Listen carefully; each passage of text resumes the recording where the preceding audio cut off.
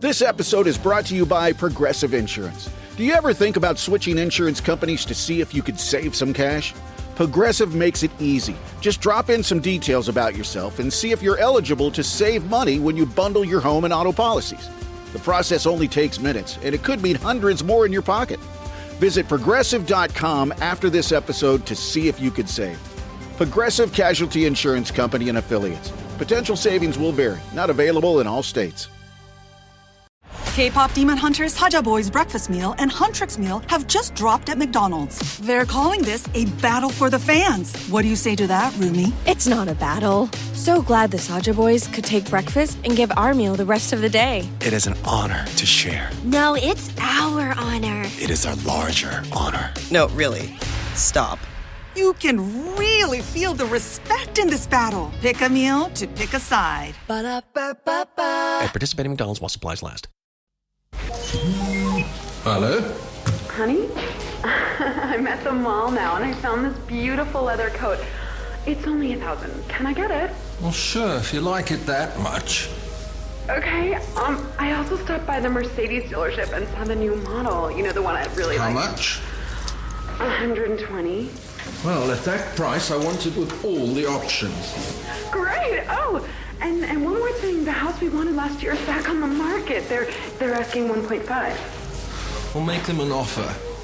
But come in at 1.4. Okay. I love you, baby. I love you too. Okay, bye. Does anybody know whose phone this is?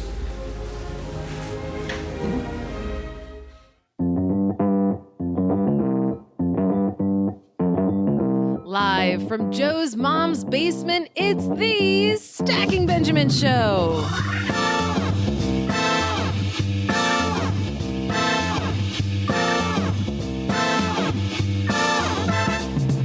Hey there, Stackers. I'm Joe's mom's cousin Diana.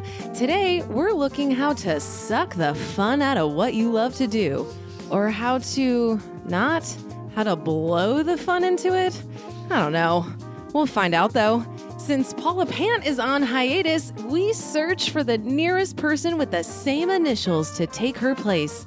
Believe it or not, we found her right here in Mom's basement.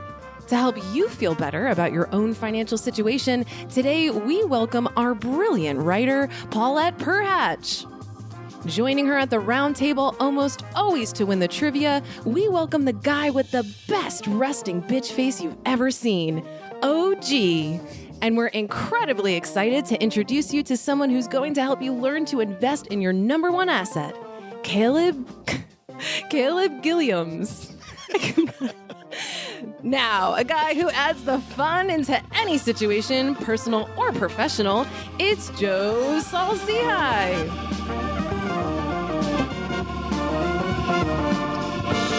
You almost made it that time, Diana. I really hyped myself up, too. I thought, it's Guilliams. It was going so well. Guilliams? You choked. Guilliams. No. See, you said it right. Guilliams. But I perfect. thought that it was like, we removed the U, so the whole script has no U in it now. We shouldn't have removed the U. We are now, by the way, into 1.2 times. Caleb's been here and Diana still can't figure out his name. Hey, everybody. Welcome to Friday, where we learn to pronounce Caleb's name again episode. Diana, how you doing? Fantastic. Living the dream, Joe. How are you? I'm great because we got a fantastic show. We got Caleb here. We'll say hi to him in just a second. But first, let's say hello to the man across the virtual card table from me, Mr. OG. How are you, brother? Resting bee face, huh? Okay. I would like to say that I did not write that joke. No, Diana wrote it herself based on personal experience. I can't read this guy. Are you happy? Are you not? I just feel like if you smile, your whole head's going to explode. Very melancholy. I'm the same all the time. Neither high nor low. Like, I want to make you laugh, but I'm afraid you're going to spontaneously combust. I laugh. You just have to have funny stuff. You need to work harder at it. Burn. Okay. See? Exactly. The resting bitch face is coming out to play. And the guy who never has a resting bitch face is here with us again. Caleb Guilliams is here. How are you, man? See, I can do it, I think. Williams, you messed it up too, but you know. I would like a gold star. Guys, it's Williams. Williams, It's but Williams. just say G at the beginning. It rhymes with Quill. Just say my name. Like Quill. Gwill. Yeah. But then he said Williams. guacamole, and I don't understand how that plays a role. Because it's Gua. Gua. Williams. Gua. Okay. Holy cow, guys. This is entertaining radio. This is the best beginning of an episode we've ever made. Caleb, so glad you're back. Tell everybody a little bit about you and what you do, because we love it when you come back down to the basement. Yeah, I will. First of all, love being on the show. Life has been incredible. We're actually moving to the great state of Tennessee, so we're going to be a Nashvilleian, if that's a word. It is now. Good day, mate. TM. And so that's been going well, and BetterWealth.com is continuing to grow. So we're doing workshops. We're adding a tax company. So that's, I think, new since when last time I've been on here, and all is good. So life has been great. And since I got an invite back on, I'm like, that literally made the highlight of my quarter, because I was like, I didn't make a disaster of my first appearance on the Stacking Benjamin show. So thank you. Caleb, stop. Keep going. There's still time. Keep going. Right. That's why we had you back, so we can look stupid trying to pronounce your name. Like, that's the by the way, OG, how the heck he's got all this stuff going on. He's moving to Tennessee, starting the tax stuff. He's got all this stuff. How does he keep such a cool head of hair when you and I really can't? It probably has there's some age difference there. I think between you and him in particular. I think there might be. Because you are significantly older than everyone else here. In fact, I think if you put all of our ages together, we close in on your age. Let's wait for the trivia for that wisdom to come out. All right. This is what I hate, Caleb, about Len Penza not being here, because now I get the old guy stuff instead of Len. So normally we have our guest of honor as the last person we introduce, but today is a very special day on the Stacking Benjamin show. Well, it's special for a lot of reasons. Diana's here today. Caleb's here today. But the woman who's going to be spending the next, the woman who's going to be spending the next 10 months with us, I don't know how we got her to do it. Paulette Perhach is now the new PP on the show. How are you? Oh, my God. Well, yes. If you wanted sound financial advice, you're going to have to wait another 10 months for Paula to get back, because you just have me. Yes. You write very solid financial advice. Come on. Well, after interviewing brilliant people, I summarize it well as a writer. Don't worry. I'm very happy coming off the, the weekend where I got to see Joe at a fancy restaurant. It took me out to a nice restaurant in Orlando and made the reservation for a week ahead of the day that we were supposed to be there. So that was great. That's on brand. This is so good. The dude can't find our reservation. I'm like, nope. I show him the thing, and he scrolls. He's like, how come I can't find it? And then he looks. He's like, this is for a week from now. And knowing exactly how that went down, Joe was like, no, I made the reservation. It's right here, sir. Look, sir. Oops. I have a reservation. He's like, yes. You do, as a matter of fact, for September 30th. But we stacked some Benjamins on that bill. We did. Oh, geez, about to see. We spent a couple Benjamins that day to celebrate Paulette being with us. Oh, I already saw it. Yep. Was not pretty. Are you trying to tell me that it was more expensive than the shrimp fajitas that I had at lunch with you guys a few weeks was ago? Not approved through HR or corporate. You got to get that fried black sesame mochi at the fancy Disney Springs spot. We got to change the topic here. Get away from how much we spent. We got Caleb here. We got Diana. We got OG. We got Paulette. But first, in business, there is no room for guesswork. Every shipment matters. Every deadline counts. And when you're trying to keep operations running smoothly, the last thing you need is uncertainty. That's why reliability is at the core of USPS Ground Advantage. From the moment your package is first scanned in, it moves through a secure nationwide network, aiding in a timely and accurate delivery. You get near real-time tracking so you can keep up with your shipments. And with affordable upfront pricing, there are no hidden fees or surprise surcharges to throw off your cost sheets. It all adds up to predictable deliveries you can depend on, because knowing your logistics are handled lets you focus on everything else, your customers, your team, and the future you're building. Visit USPS.com/ground advantage to start shipping with confidence. USPS Ground Advantage. we mean business. I had a breakfast mentoring meeting yesterday with a young woman who was just amazing. She is graduating from college with a degree in wealth management, and she reached out hoping for some pointers. And listen, if somebody's in Texarkana and wants to go into this beautiful field of personal finance and helping people get their money together, that is incredible. But even more incredible is how she reached out, how she was trying to network. And I was having a discussion that finding the right person and avoiding the wrong person for a role, that's what can make or break an organization. And we just don't see that many qualified people. So how do you find them? Well, Indeed sponsored jobs is a boost whenever you need to find quality talent. If you're hiring, Indeed is all you need. You can stop struggling to get your job post even seen on other sites. You'll match with quality candidates with Indeed's sponsored jobs. Get matched with and hire quality candidates who can drive the results you need. Reach candidates who meet your specific criteria like skills, certifications, or location. It drives me crazy when I'm matched with all kinds of people who aren't a fit. I don't have that kind of time. People are finding quality hires on Indeed right now. In the minute I've been talking to you, companies like yours made 27 hires on Indeed, according to Indeed data worldwide. Sponsored jobs posted directly on Indeed are 95% more likely to report a hire than non-sponsored jobs. Spend less time searching and more time actually interviewing candidates who check all the boxes. Less stress, less time, more results. When you need the right person to cut through the chaos, this is a job for Indeed sponsored job. And here's what's cool, Stackers.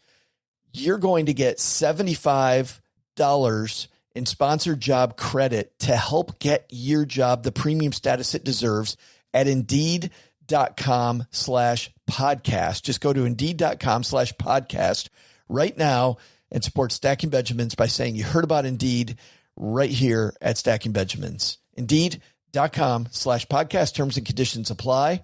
Hiring, do it the right way with Indeed. Let's get this party started, shall we?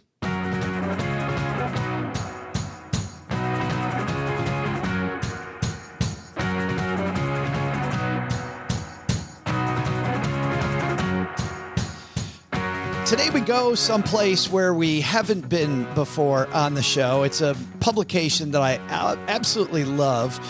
For a long time, I got the print version of Outside Magazine, and well, this is a piece from outsideonline.com. If you just go to outside.com, and this is an essay, just fantastic essay about the nightmares of before Christmas. Turning, actually making a nightmare every day when you decide that your passion, this thing that you love, actually becomes what you do. And I wish I had it open in front of me. Paulette, do you have it open, actually? Do you know? Because I really want to tell everybody who this fantastic writer is, if somebody has it open. Caitlin Giddings. Yeah, Caitlin Giddings. Thank you very much. Yes. Great. It was so well written and so funny, and I'm a new fan of hers. She loves bicycling. And she thought, you know what? Bicycle touring, fantastic, doing all this stuff. I will decide to work in the industry. And then now she has this wonderful piece about, it begins with, a guy in a recumbent bike, one of those bikes where you're sitting down. And the night before, he decided that he would secretly ride into town and get two 12-packs of Old Milwaukee and finish them while everybody was asleep because he was so angry about all this bicycle riding they were doing. There was a gentleman who'd had, I think it was a closed head injury, who showed up on like a Schwinn single speed bike. And when she told him that that might not be the right bike for one of these, long hundreds of miles tour, that his mom thrust her finger in her chest and said, he can do anything he wants to, and you're not going to tell him no. And the bike, I think, Paulette, broke on the first day of the ride? Yeah, in half. Yeah. Like the preamble of the ride, the bike broke in half.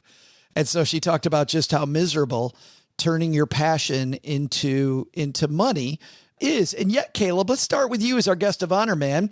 You hear this all the time, I know, right? You have a good cupcake at somebody's house during some party, and the first thing we all say to each other is, hey, you should go into the cupcake business. Yeah, I mean, it's one of those things, especially my generation, we're all about like following your passion. And I grew up in a house where it's like, you have to also be practical with it. And so I've created frameworks on everything. And it's like, we're getting paid for the service or product that we're providing. And not all services or products are created equal. And I think that's where I'll leave it, is a lot of times passion, if it doesn't translate into something tangible like a service or a product, and if we can't quantify the value that the market will pay for that, a lot of times I find these nightmare stories all the time where someone has fun doing something, but it doesn't translate into actual money following that service or product. I want to get back to that piece because I think that's a really important point you make, Caleb. But I want to stick with you for just a second longer, which is money and helping people with their money. Did you get into this because of passion? Is it the thing that you geek out about? Yeah. So I would say my passion is more tied up in my mission to help people see and reach their highest potential. And so I love people. We've had many good conversations that I just light up when I get to talk to people. And when you look at people and what's keeping them from reaching their highest potential, money is maybe not the top one, but it's in the top 5 for sure. And so it was one of those things where it's like, oh, if I could help someone identify the inefficiencies, roadblocks, friction that's getting in their way to getting to where they want to go, that's massive value. People will pay for that. I'm sure there'll be a market for that. And oh, by the way, if that translates, it's able to serve people in an amazing way. And so I put the passion more in the result of a mission and less of like I enjoy making cupcakes, and so I'm going to just make cupcakes. So it's more of like I got passionate about the outcome and result. So I think I got a little bit lucky because it's not as simple across the board. But I would say my piece of advice would be get really clear on the outcome and get passionate about that. And that will be a lot easier to sell than looking at the input. Because a lot of people are like, I like X, Y, or Z, and they're not actually asking the question, will people pay me? Or is there a market? Or is there perception of value in this input? I want to dig into what you first said at the beginning of that, which is that you love talking to people. OG loves talking to animals. Just a little known fact. Big into that. Not so big on the people, OG. But we'll go back to OG in a second. Paulette, you have this job, which I think you're passionate about writing, right? I mean, how do you stay fresh when this becomes a job? Like the dude drinking the 2 12-packs of Old Milwaukee. I don't know if you've been there with Old Milwaukee, Paulette, but I know there's got to have been days where you wake up and you're like, yeah, no, thank you. Well, when I started out, I knew that I hated people. So I was going to start there. No, I mean, I love what Caleb's saying with the outcome. And then I think to add to that, I'm also all about considering breaking down the elements of what you love, right? So in this story, she loved the alone time on the road. And then instead, she's surrounded by people. So to me, I think she could have pivoted. And I think this trip, like when you said, turning your passion into your profession is a nightmare. I think it can be a nightmare. Totally can be a nightmare, right? So there are some things that I really do not like that have to do with writing, but I try to break it down into, okay, what do I love about this? I love talking to experts like Caleb. I love digging into people's stories with them and looking at their writing and editing their writing. And, so that becomes like my coaching program. I don't like the kind of jobs where I have to deal with someone else, but the client is like the secondary person. So they talk to the client, they report back to me. I report back to them. They report back to client. That stuff I hate. I know I hate that, so I mean, I really wake up and I love almost everything I do now. I've been a professional writer for like 20 years now on some level. And so really I've tweaked it. And I think pivoting when you have a situation like she could have said, okay, I love biking. I hated this. What were the elements I hated? What did I still like? I've thought about being a flight attendant. I'm like, hell no, I'm claustrophobic. And I would probably stab someone with one of the stir sticks for the coffee after 3 flights. I really do I love people that I love. TSA frowns on that, by the way. TSA frowns upon that. I looked up on it. You are not allowed to gouge people. So I was like, okay, not right for me.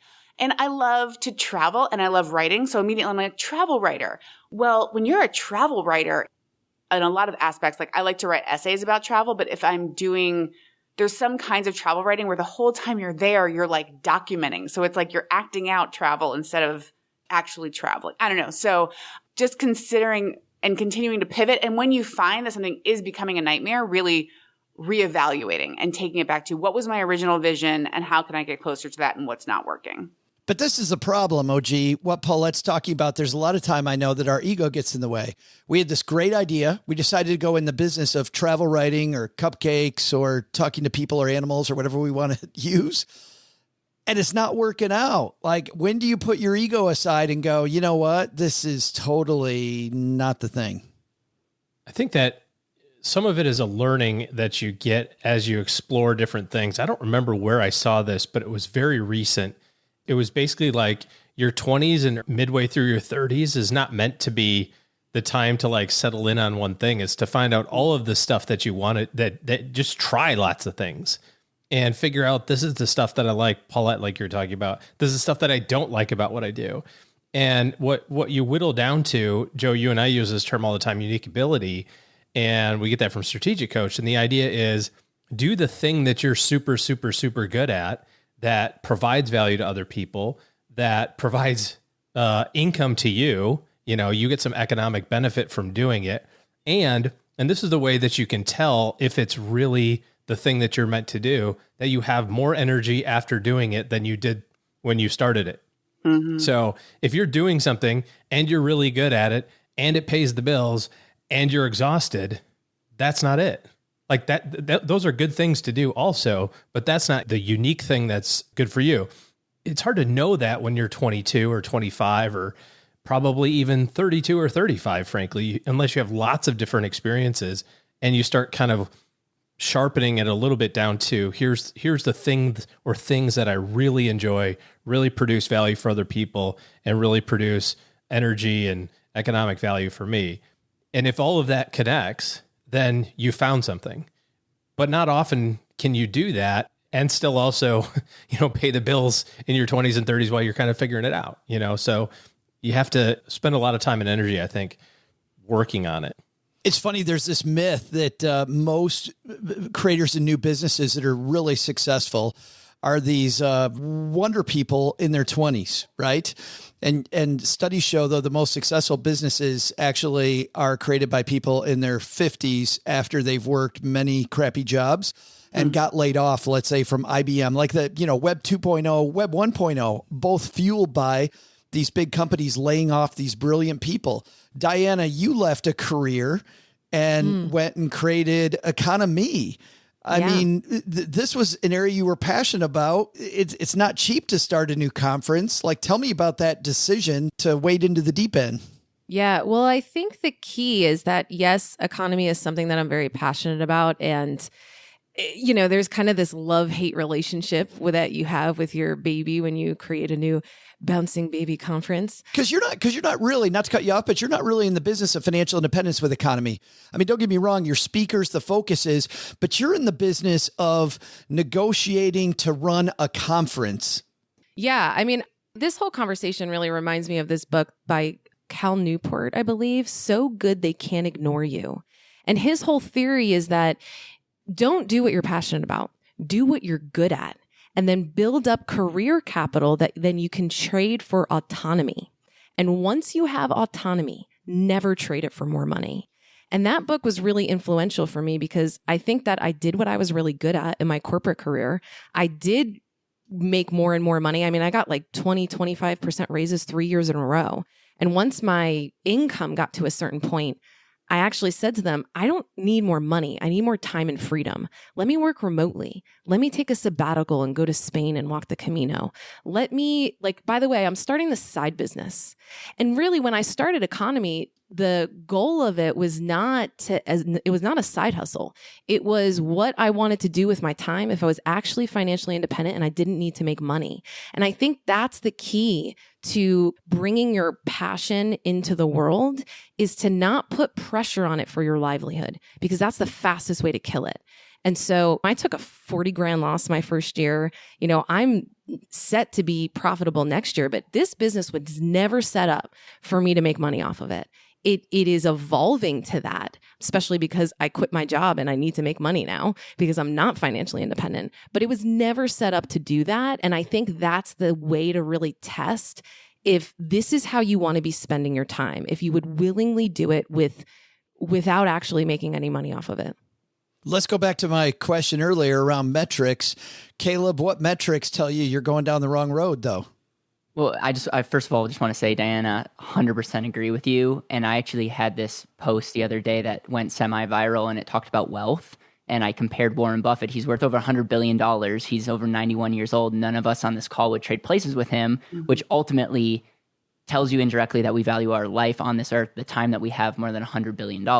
And so what is your definition of wealth? My definition is intentional living with your time, with your relationships, with your talents, with your resources. And so if that becomes the metric, which answers your question, Joe, if like we get really clear on the metric of intentional living, the goal should be to live that. And so I'm less focused on like looking at work and say, I need to follow my passion. I'm more focused on the definition of efficiency and eliminating anything that's getting in my way to living intentionally. And so the last couple of years, I've been less concerned about what I'm doing and more about where I'm going.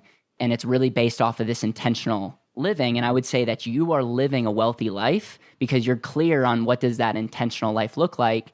And you're now doing things to make that a reality. And you don't have to wait till you're 65 or 70 to somehow do that when you would have less energy. So I don't know, Joe, if that answers your question, but I was jumping out of my seat to piggyback off of what you said, because I think it was very articulated very well. No, because I like what you're talking about, Caleb, because Paulette, you and I have worked together now for just over a year, and I've seen the difference, I think, in you as a writer, very professional writer versus somebody who's just creative and wants to write, right? That you seem to be very intentional about your time and where you place that time.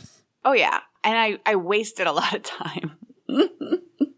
I mean, I was just a total idiot for a long time until I was about 28. And then I decided to get serious, which is a fairly long time to wait. Me too. I was also 28. Were you really 28 this magic year? 28. Oh, man. Caleb, you turned 28 in what, 5 years? in 2 years. Yeah. Goodbye, Caleb. Go away. You're off the call. You're out of here. We gave you a second chance. Everybody's jealous. We're all jealous. So now I'm very intentional. And sometimes, like, literally I'm like, oh, I'd have to work so hard. I was like, because remember what you did in your 20s? That's why.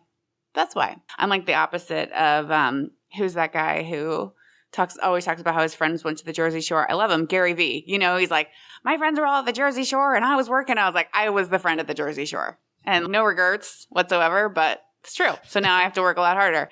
And I want a lot of things. So I get up and I do my morning pages. I meditate for half an hour.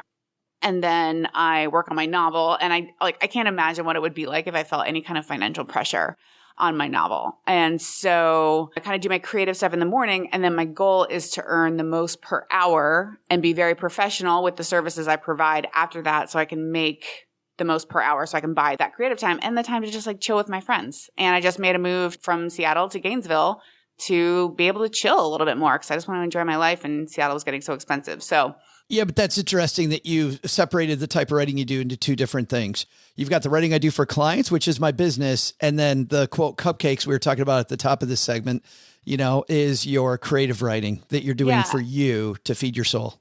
I have something called it's like Paulette's matrix of writing work. And the two axes are pay and appeal. It's like, sometimes it's a mix, right? Like I might be getting paid a little bit, but I also really like it. Like I write for an art magazine. They don't pay me as much as I charge a lot of my other clients, but I love interviewing artists and writing about art, right? So it is those balance of the two things. Notice that you didn't say stacking Benjamins in that sentence. I am being very careful. I'm tiptoeing right now. I don't know if you can hear that in my voice. Sorry to other call clients it out. Don't pay me well, and it's not fun at all. And it's horrible. Mess up dinner reservations, and it's a nightmare. But I'm just too nice to quit. You know? No, just kidding. Just kidding. Gotta do what she's got to do.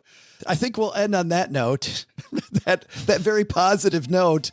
In just a second, we are going to have our second half of this conversation, which is going to be around our best advice. How do you create that business that really is going to succeed? And really bring some passion to it. But between now and then, we've got a segment that's happening all year long, which is our trivia segment. And on Monday, Wednesday, we ask you all stackers a trivia question. But on Fridays, we have our panelist in a year-long fight to the death for the world's best dollar store trophy. And so far, Caleb, we got some good news and bad news for you, brother. Which one you want first? I'll take the bad news. The bad news is you're not winning. You're playing on behalf of Len Penzo today, so you are our Len Penzo. You're in second place, though, and you had a great show just before our break, and so currently you have 12 points. OG has 13 and a half because he tied with Paula/Paulette now. And Paulette, your first time taking over this. You've got even worse news than Caleb, Paulette. I'm the Paula Pant. Last place. Yeah. Paula Pant left you way behind with 8.5. Oh, Paula. 8.5 DFL. points. Yes. OG 13 and a half, Len 12, Paula 8.5. So how many weeks are left, by the way? Several. Oh, several. Scientific number. It's about the end of the quarter. We have like 2 more weeks in the quarter. More than 4 left in the year. More than 4. All right. But you know what? I don't even know what the trivia is today, but somebody on our team does. I think her name's Diana. You ready to go? Let's do it. Hey there, stackers. I'm Joe's mom's cousin Diana, and get this. Today is National Vegetarian Day. There's a holiday I have a beef with, and I'm not chicken to say it. Stick a stake right through my heart if you're not into this holiday. But for people who regularly avoid animals salted to taste, but still like to eat pretend beef, there's always impossible beef, which is the subject of today's trivia question. While the impossible products seem new to the market, is the company new or old? Here's your trivia question. How old is the company, Impossible Foods? I'll be right back after I keep up with vegans everywhere by heading online and bragging about eating apples. You guys have never seen that? Every vegan? I had an apple. I ate a banana. No. I did CrossFit. That's more people. Yes, we see CrossFit more often. Who do you hang out with that brags about eating fruit? I think you need some more interesting friends, Joe. It's what happens when you get into your 50s. Brag about the big stuff. Yes. We don't stay up all night. I left my anymore. teeth in, and I had an apple, and it was okay. Or I had a banana because my teeth were out. I was glad to see that Paulette sat through some writing that wasn't hers for that and did not roll her eyes once. That was good. Never. Yeah. I've been really enjoying, like, I'm on the side where I know what the answer is and I get to watch everyone else sweat. And now it's my turn. I don't know. It is your turn, but luckily for you, you get to go last because he's in first. OG is going to take first swipe at this. We're going to change this question around just slightly. What year was it created? All right, let's go with that. That'll make it easier. So Impossible Foods is the company? Impossible Foods. Yes, sir.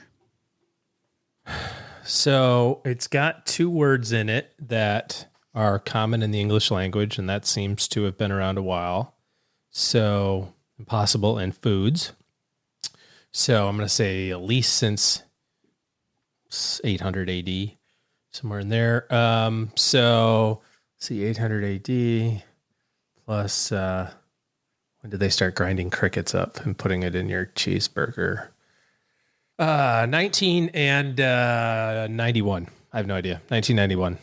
1991. Diana, you writing these down? I sure am. All right. We got 1991 on Diana's list. Caleb, what do you think about that? I don't like being in the middle. Gives Paulette a huge advantage. I'm gonna say 2004. 2004. So Caleb also think it's been around for quite a while. Well, that's because that's what Diana said. It's been around a long time. You put in adjectives. Maybe I was trying to throw you off. I think she said, has it? Paulette, I'm hedging. I'm making you pick. I think, Diana, didn't you say, has it been around for a long time? Let's look at the script. What did you say, Joe? That's the real question. It said, is the company new? While the impossible products seem new to the market, is the company new or old? Yeah. May have suggested either way. Who knows? But Paulette, to Caleb's point, Paula as brilliant as she is, has been in the driver's seat all year long in last place and hasn't been able to take advantage of it. So yeah, I'm going to go with 2005. 2005, she takes the upside. And that's the way you do it, people. Not Paulette's first rodeo. We'd love to tell you who's right, but we don't play that way. We'll be right back. When you become a member of Navy Federal Credit Union, life gets better. You know, all I read this week are about how new car prices are approaching $50,000.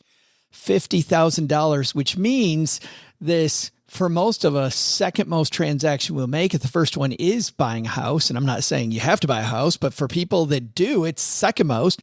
For people that don't, this may be your most expensive thing. You need a fully loaded car buying experience, and that's why Navy Federal created one, because you can finance, buy, protect, and enjoy your auto purchase all from one convenient place. They have pre-approval that's good for 90 days, so you know what you can afford while you shop. They offer great auto loan rates.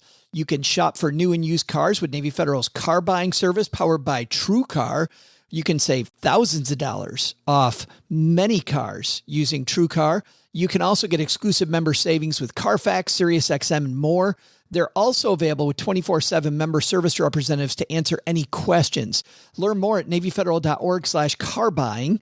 That's NavyFederal.org/car buying. Credit and collateral subject to approval. Navy Federal Credit Union is federally insured by NCUA. Insurance isn't one size fits all. That's why drivers have enjoyed Progressive's Name Your Price tool for years now. With the Name Your Price tool, you tell them what you want to pay, and they'll show you options that fit your budget. So whether you're picking out your first policy or just looking for something that works better for you and your family, they make it easy to see your options. Visit Progressive.com. Find a rate that works for you with the Name Your Price tool. Progressive Casualty Insurance Company and Affiliates. Price and coverage match limited by state law.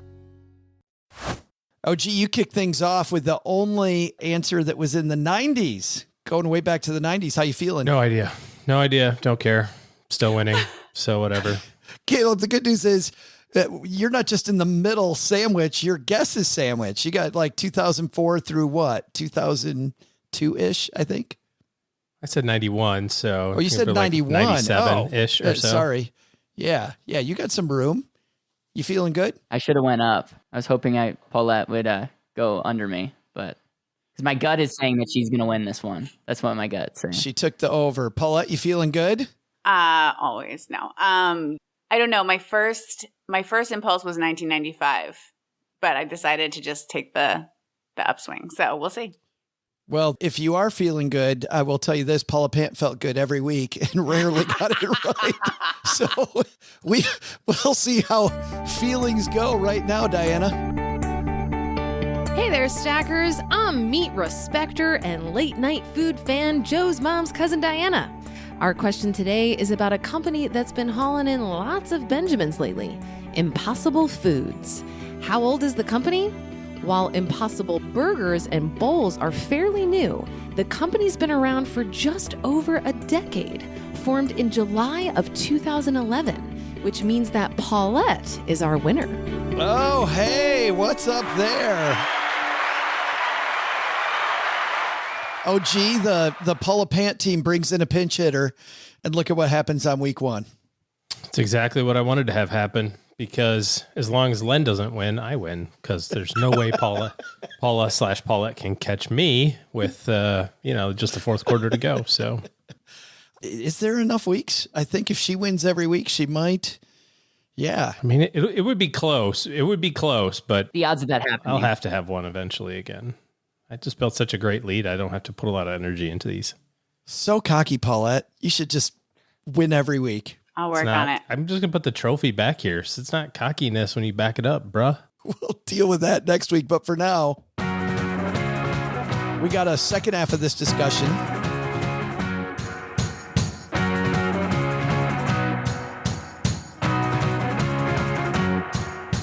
Second half of our discussion about your passion and your business or the work that you do. It's brought to you by Magnify Money. Caleb, you know what happens when you go to stackingbenjamins.com/Magnify Money? You get something amazing. I could just see you searching for the answer. Like, oh God, no. You know what you find out, Caleb? You find that those brick and mortar bank products that you probably use if you just walk into your local branch, probably not best in class. Over 92% of all the stuff online, checking accounts, savings accounts, CDs, all ranked head-to-head at magnifymoney.com. You go to stackingbenjamins.com/magnifymoney, and that tells them that we sent you, as Mom says, with that Midwestern accent. We sent you, okay? Joe's mom sent you. In the second half here, we presented a lot of the problems, and we presented a few solutions and some resources, a good book. But here I really want you guys to dive in with some of your best advice. OG, we'll start with you since you went last in the opening half. If I come to you and I've got a great idea and it's something I'm super excited about because people love the fact that I make great chocolate chip cookies, I want to make a chocolate chip cookie company, what's your first piece of advice to me? I would say, I think you should make me a dozen chocolate chip cookies and I will be the judge of that. Just play test. I mean, you should have an audience, right? We should probably social proof, you know? Yeah, no, I mean, I've at least 1,000 followers on Twitter. So there's that. I mean, my question always when people want to start businesses, regardless of cookie companies or anything, is what's going to be the cash flow plan for the operation of the business until you make money? Because no matter what kind of business it is, there's going to be a period of time where there's not going to be money coming in, whether it's getting the rent for the commercial kitchen and getting the stuff that you need and hiring bakers and sales team to go sell your cookies somewhere. You're going to have to invest some capital into a little bit of the proof of concept type of thing here. So I think a lot of people will get scared when you start laying out the cash flows of like, I might be doing this for a year before the money comes. I don't want somebody to look at that and then say, well, I can't do it. So then I would say, well, what's the least that you can do to see whether or not that there's a product? Can you go do a farmer's market bake sale and just see what happens? You sell out every Saturday for 3 Saturdays in a row. Like, okay, now we're getting some traction. Don't go lease the commercial kitchen and hire a whole bunch of people because you're convinced that you're going to be the next Mrs. Fields. So prove it. That would be my advice. Prove it. Prove the concept ahead of time. Paulette, when you're working with writers, a lot of writers come to the table ready to write, but what's your advice about them starting a writing business? You know, I think definitely focus on not just the writing, but the business aspect. You have to be interested in business. If you're not interested in business at all, then it's not going to be interesting to you. I'm really happy that I am. I think business is like a fun game. You get to win or lose, which is why I give myself commissions because it's like, I made $50, you know, like I love that game of it. And I think that there's such a great alignment with bringing value to people and art. And I think if you understand just the elements of value and value to the market and really connecting with people and networking, all these things, you can make your own way with it. So just being a student, not only of what you love and your craft, but business. And if you're not willing to do that, then it might be really hard for you to make it. But I think there are so many different ways to go about it, especially now. Caleb? So I talked about either a product or a service. Those are like the two things that you can sell, whether it's to an employer in a business. And a lot of times people get too romantic about the service or their product, and they don't reverse engineer it and say, who's actually paying me for this? And so the 3 things that I would ask somebody if they came to me with a business idea or a product is, number 1, who's going to buy this? Who are those people? And what problems do your ideal clients have?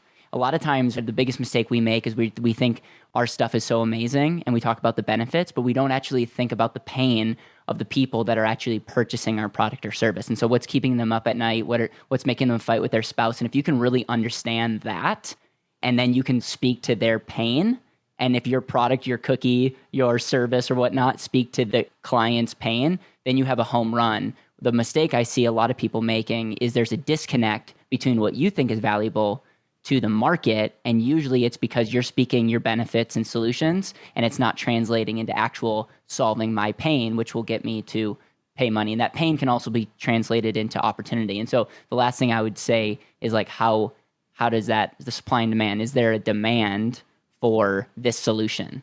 And so, sorry that I the first two people answered it in maybe a cleaner way, but I think in frameworks, and at the end of the day, those would be the three questions that I would ask and advice I would give anyone that's going into business. Well, I like that, Caleb. And it kind of points to, when you talk about asking those questions, it kind of points to what OG said earlier, which is you may need to play test it if you're unsure of some of these things, like on a really small level, before you pour a bunch of money into this idea. 100%. Yeah. Diana, how about you? I'm actually going to offer a dissenting opinion here. Oh. Because when I was building the economy conference, I was completely wrong about the problem that I was solving and who I was there to serve. And so when you start something, you need to have a willingness to be wrong and almost kind of figure it out along the way. And I would also say never make something that you wouldn't buy yourself, because a lot of people will see a business opportunity like someone out there will buy this. But if you wouldn't actually buy it, don't make it, because you're going to be wrong about your assumptions on you're going to build this beautiful plan. You're going to come up with this archetype of your customer and what they want and what need you're solving. And you're going to be wrong. So I'll give you an example. I thought when I started the economy conference that I was contributing to financial literacy. I thought that was the problem that I'm solving. And I thought that college students were going to be so interested in this, because when I was in college, no one told me about money. And so if I could just bring the economy conference to the University of Cincinnati and present it to all the students there, they were going to love me. And I was just going to solve all their financial literacy issues. And that actually did not happen. I marketed very heavily to students. I spent thousands of dollars. I guest lectured on campus 30 days before the event. Every single day I guest lectured. I gave them sponsored tickets. I gave them volunteer opportunities. I hired an on-campus communication agency. We flooded the campus with 250 posters. We handed out 5,000 flyers. I mean, I spent thousands of dollars marketing to students, and I had less than 30 show up. Ooh. They didn't care. I was not solving the problem of financial literacy. The issue that I solve is that people pursuing FIRE, financial independence, retire early, what happens is that they're lonely. And it's a very isolating kind of endeavor. And so the problem that I'm solving is community as well as inspiration. A lot of times when you first discover FIRE, you're like really gung-ho about it when you first learn about it. But then when you're 5-7 years into your accumulation phase, you kind of lose motivation. So you come to economy to fuel the fire. Those are the two problems that I'm solving. And the audience is not students. The majority of the audience is 70% of my audience is knee deep in their accumulation phase, and 20% is already financially independent and retired. You're going to be wrong when you first make your plan. Is that dissenting, guys? Because I don't really see it as dissenting from what anybody said. I think that's more be willing to pivot. Like OG, I think what Diana's saying is if that play test isn't going the right way, I mean, you got to put your ego aside and go, you know what? The audience might be a little different than what I think it is. Yeah. I mean, there's so many different analogies here, like the Thomas Edison, I didn't figure out how to do a light bulb. I found 10,000 ways not to make a light bulb type of thing. The sticky note. So there's tons of personal tenacity that one needs to be successful in their own entrepreneurial endeavor. Very, very unlikely that you hit it out of the park right out the gate. But you still, from a planning standpoint, I think, also need to have different milestones along the way where you say, okay, where am I going to check in to say, am I going in the right direction, right? If you wouldn't have done that, Diana, if you would have just said, nope, it's definitely students. Yeah. You know, you could have doubled, tripled, quadrupled down on that and had similar results year after year. But, you know, what you're saying is you need the tenacity to do it, but you have to have the willingness to accept that you might not have it right out of the gate. Well, and I think what I needed to do is I ended up pivoting to say, I'm going to create something that I want to go to. I'm going to attract an audience, and then I'm going to ask them who they are. And so I did a post-event survey, and I collected some demographics, and the people that actually showed up to my event, I would have never anticipated that would have been my audience. And so that, I feel like you're not going to get stuck in planning when you approach it that way. Create something that you want, and then attract people and ask them who they are. I think we've all, as business owners, everybody here on this roundtable discussion has pivoted to some point, and we heard Diana's pivot. Our pivot, OG, was at the 3-year mark. We realized the show wasn't accessible enough. like we were talking a little bit too much in jargon, and we actually embraced more of the humor of the episode and moved the discussion in a way that it would reach a wider audience more easily.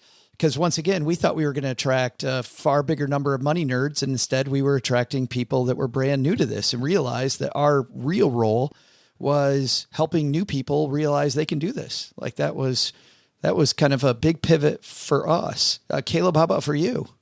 I just think to kind of connect what Diana and OG said is like a lot of times the biggest mistake I see people making is number one, not asking the right questions, but they run out of money.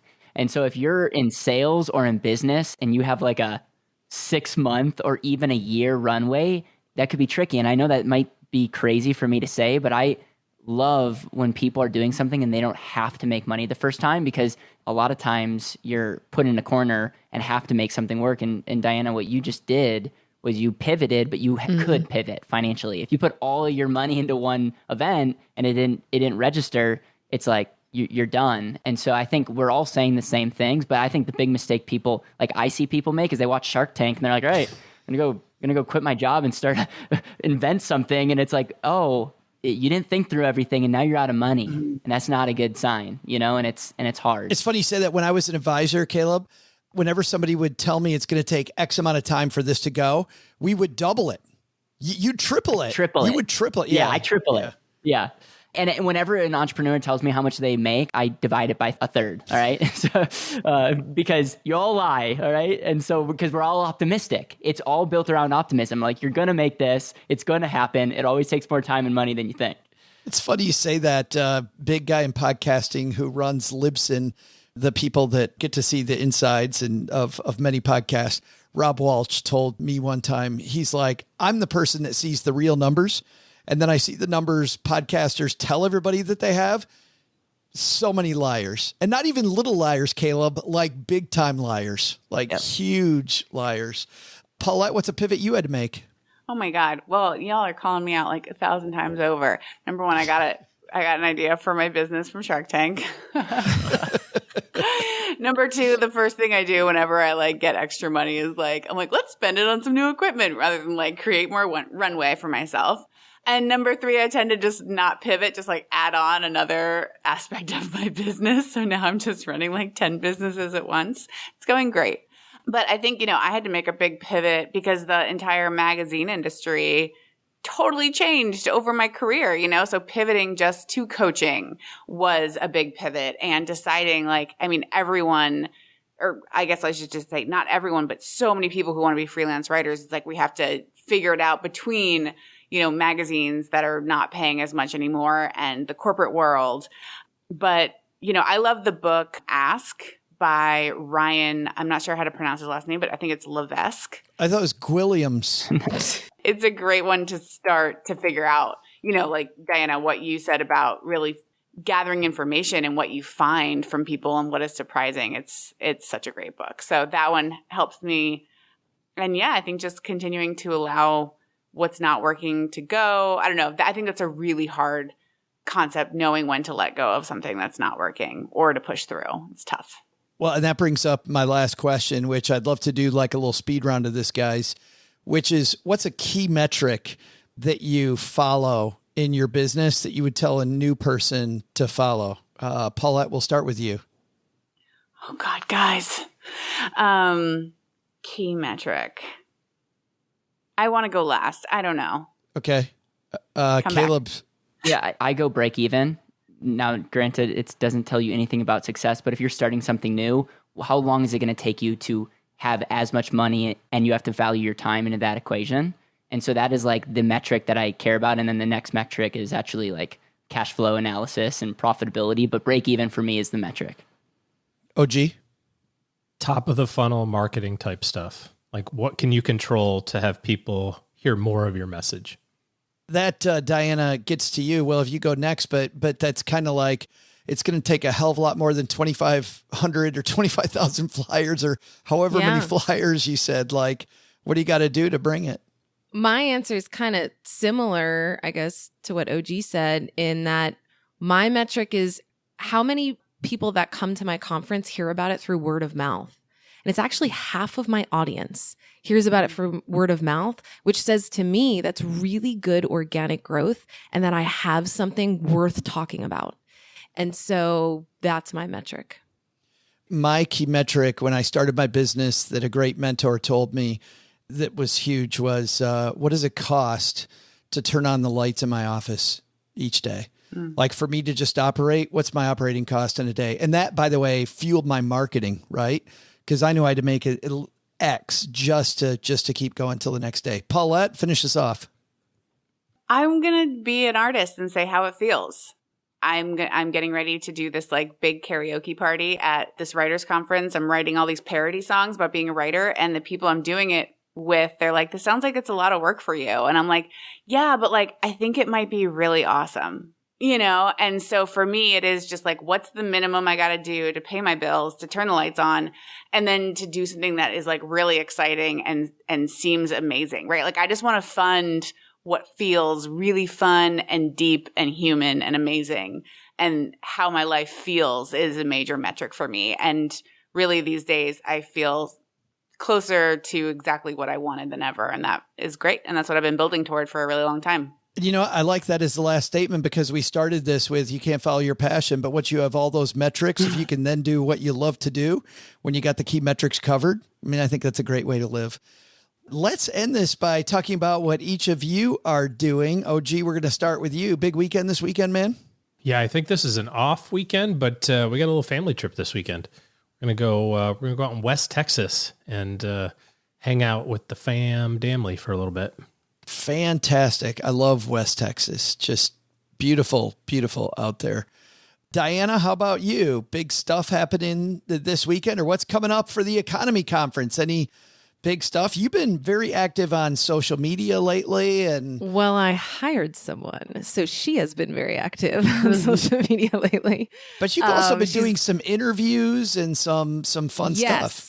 I did launch a new show called Economy Encore, which is about continuing the conversations that started at Economy. And so I'm interviewing attendees who are incredibly knowledgeable and generous. And so that is something that I'm working on. But actually, in a couple of weeks, I'm going to be with Doc G at Camp Phi. We're both speaking at the Camp Phi in California. So I will be spending the next 2 weeks figuring out what I'm going to say. For people who have never been to a Camp Phi, it is so awesome. It's the best. And for me, and I think I can probably speak on behalf of OG on this one, it sounds absolutely horrible. Like you're at this retreat center sleeping on a mattress that's like an inch thick. And it just, I'm like, yep, no, I don't think so. And then I went. But it's the people around you sustain you, Joe. They provide the comfort. It was so amazing. I'm like, oh, great. We're going to sit around and talk about money for 3 days. I mean, I like that. But is it going to be great with 35 other money nerds? And what's funny is you already know, Diana, having been, you don't talk about money. You talk about values. I mean, you got these great money. Usually money is just the like gateway of everything else we have in common. Yeah. So yeah, we do talk about money, but I mean, mostly we talk about a lot of other stuff. Yeah. People should look up Camp Phi. Paulette, what's going on with you right now besides hanging out with us? Thanks for joining our crew, by the way, for the next several months. This is going to be a fantastic ride. And we're so happy that you said yes, that you do it. Yeah, I'm so excited to be here. So starting a new cohort of Powerhouse Writers, which is my freelance coaching course, my 4-month coaching course. I'm celebrating my 2nd million reader viral essay, and I am getting ready to do a workshop online about going viral and how it happens and how you can like increase your chances, although you can never guarantee that. And celebrating a piece coming out that started during a Stacking Benjamins meeting. It was Doc G. We were talking about the like sharing economy, and Doc G was like, yeah, you know, you're renting out your like lawnmower and blah, blah, blah. Where does it end? And that got my little weird brain thinking. So I got a satire piece in a place called Points in Case, called Make Extra Cash by Renting Out Your Mouth. And that was just a really fun thing that came out of just an actual conversation. So, wow. Caleb, thanks a ton for coming back, man. Well, I'm glad we didn't scare you away the first time. That's a tough act to follow right there. Right. So after that, what's going on at the brilliant Better Wealth Show? We're up in our game as well. We've hired 2 people since we've last chatted, Joe, to help us share our message on social media. So I'm going to start vlogging the journey of speaking and building better wealth. And so I feel like some of the best education is not telling, but showing. And so we're going to be showing the good, the bad, the ugly behind the scenes. And so that's going to be on the Better Wealth channel in the next couple months. We're starting filming now. And then also we're moving to the great state of Tennessee. I'm going to live in Nashville, and I'm excited about that move. And what prompted that move? So a couple things. I'm married to someone who doesn't thrive in high altitude. So that's one thing. And then out of all the states that we looked at, Tennessee checked a lot of the boxes, and no state income tax was a plus. Plus there's an amazing entrepreneurial group and a lot of good friends in Nashville. And so that's why, but I'm not committed long-term to any one place.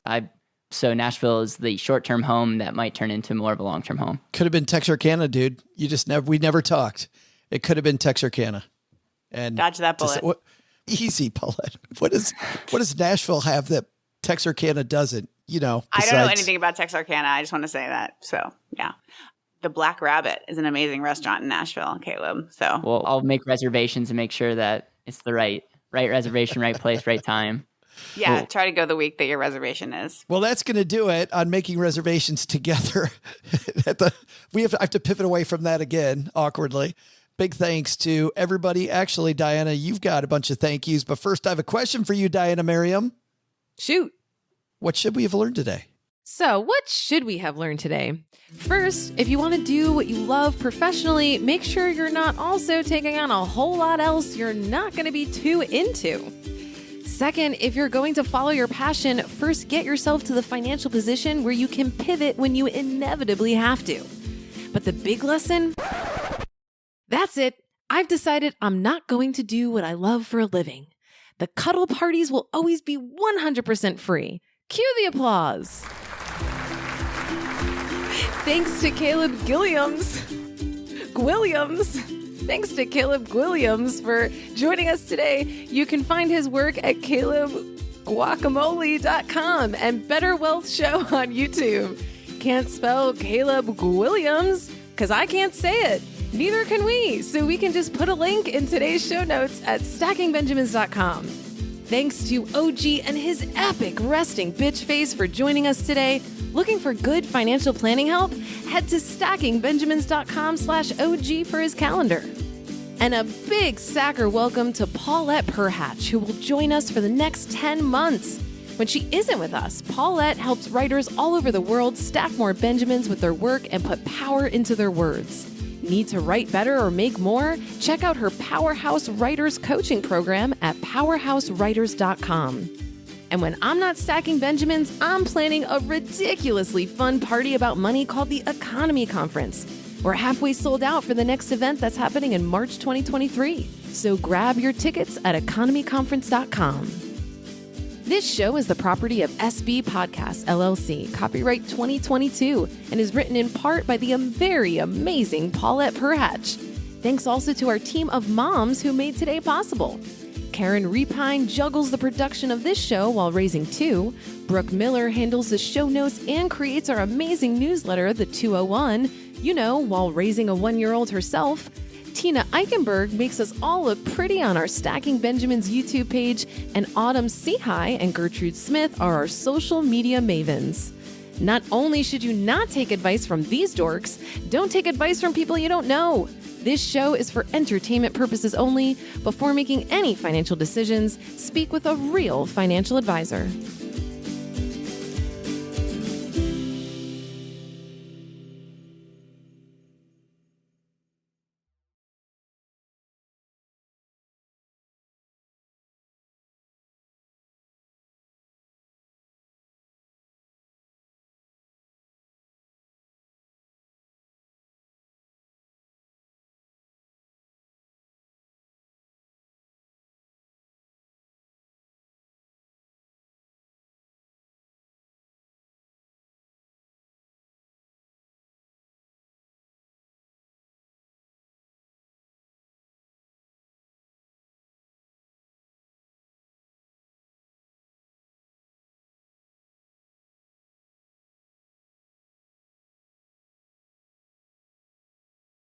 Welcome to the after show.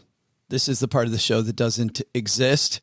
You know, we talked about businesses, and we've heard some doozy businesses from friends. I'm sure you've been either out for a drink and somebody's like, dude, I got this great idea. And you're listening and you're nodding your head. And OG, you and I talked about this before. If you have to say crazy twice while somebody's telling you about their new business. On the second crazy. The second crazy, it's time to wrap that story up. That's crazy. Wow, that's crazy. Crazy. Oh, that's crazy. Might be a horrible business. I had a great idea, by the way, once sitting out around my solo stove. I was just thinking about business, and I think I was en route to finishing a bottle of wine by myself. And I realized, OG, that there was this cool thing you and I could create, this whole series of ebooks called Build, Plan, Track. And I'm like, I just came up with it. This is just absolutely incredible. Build, Plan, Track. And I went and I immediately grabbed my wallet. I buy the URL, buildplantrack.com, because it's those 3 steps all together. I buy it. I wake up the next morning, and I think it was maybe around 10:30. I'm like, this seems like I've heard it before. And then I looked up Build, Plan, Track, and it was a trademarked program that was happening, OG, when you and I were at American Express together. And American Express had created this whole thing that I dreamed up over a bottle of wine many years later. And now I luckily own a unusable URL. Well, the good news is that they don't own that trademark anymore. So now you can do it again. Well, yes, we can do it. If it was good for American Express, it could be good for us. Paulette, have you had a good idea before? Yes, I have so many. I have like a collection of, I call them my free ideas. A lot of them are band names and businesses. Those are mostly the 2 genres. Well, let's go the other way then. How about bad ideas? Let's go bad ideas. Bad ideas? Oh, Lord. I don't know. I was selling knives in college. That was one. And then I had a guy come door to door and try to sell me meat. That seems like a bad idea. And also the smoothie shop where I was working at wanted us to wear like Hooters shorts. I was like, for smoothies? Like, no. So sexy smoothies, I think, is not a good business idea. A sexy smoothie idea. OG, it's taken. Sorry. Apparently, Paulette thinks that's put some pants on, OG. The sexy shorts are not working. Like Daisy Dukes on right now, as a matter of fact. Yeah. Quit trying to Camera's make it just happen. from the chest up. You guys have no idea. Oh, I have an idea. just thrown up in my mouth as we talk. Caleb, I would think you've never had a bad idea. I've had plenty of bad ideas. I would say the first business that I actually pursued with someone when I was in high school were these fireproof sign. You know how like universities and schools have to have like a map of how to exit a building if it's on fire? We're required to have it. And they're all like made out of paper. If you think about that, it's like, that's kind of dumb because if there's actually a fire, it's going to get burnt up, but it's just kind of like a technicality. And so the idea was fireproof steel, exit signs that looked great. And, everyone would be super excited because they would put it up and it would be fireproof and all that.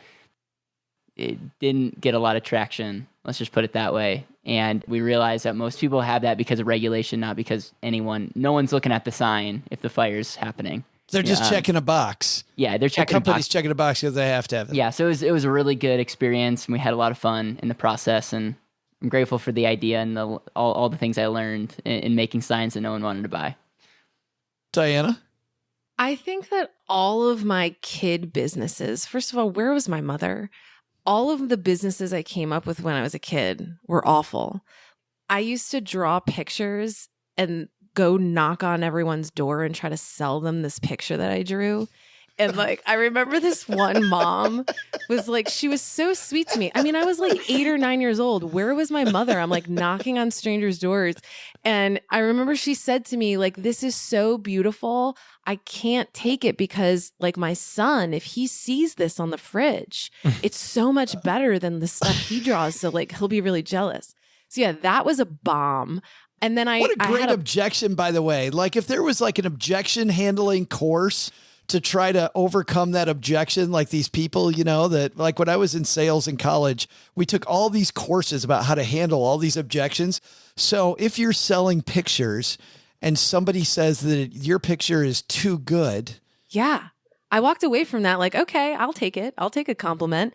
And I remember there was this other time I had like a big jungle gym in my backyard. And so all the neighborhood kids, we'd all like play in my yard on the jungle gym. Well, I decided one day that I should start charging for this. I wanted to create like a social club in my backyard, and it was a fenced backyard, And so, of course, my clientele has no money. And this is like a speakeasy jungle gym. Yeah. And so I'm trying to charge membership fees, and all my friends didn't have any money. So then it was just me by myself on the swing looking out at all my friends like playing running bases and baseball in the street. And so they all just moved on without me. But yeah, trying to charge them to play on my jungle gym was not it was a very bad idea. Oh, gee, there's no way either you've had a bad idea or somebody's told you a bad idea.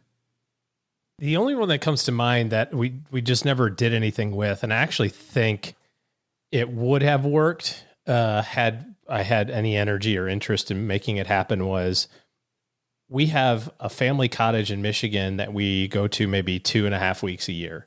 And the rest of the time, all of our stuff is up there. And by stuff, I mean boats and jet skis. Like it literally sits there 50 weeks out of the year. 2 weeks, we have fun. Like we have jet skis that are like 7 years old that have 50 hours on them total. It's like, no, it never gets used. And so I was like, there's probably a way to like create like a Turo for jet skis during the entire season of jet skiing time, except for like the 2 weeks that we're there. And, I just never got around to it. So, but I suspect there's copious amounts of insurance requirements and, lots of other hiccups to deal with. And so otherwise, all of my ideas are great. Does anybody have a friend that told them a bad idea where you're like nodding your head and you're like, oh, this is a freaking disaster? I do.